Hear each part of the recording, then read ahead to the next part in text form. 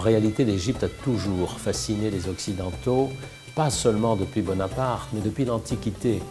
Et pour des raisons tout à fait évidentes. C'est que cette civilisation pharaonique a légué des vestiges exceptionnels, comme aucune autre civilisation ne nous a légué.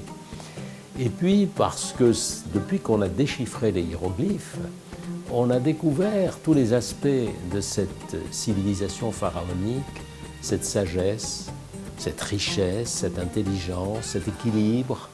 Et tout ça est extrêmement fascinant. Si vous ajoutez à tout ça les momies, ces morts qui ne sont pas tout à fait morts, ce rapport des anciens Égyptiens à la mort qui était tellement attaché à la vie qu'ils voulaient rendre leur mort éternelle.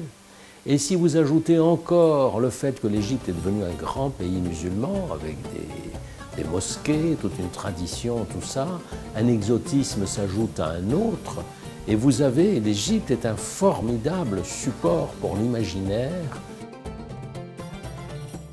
Mon plaisir, personnellement, c'est de rencontrer des Égyptiens avec toutes leurs qualités, tous leurs défauts aussi, et toute leur sympathie, leur humour. Ils sont très accueillants. L'Égypte, comme vous savez, est un désert qui est traversé par un fleuve.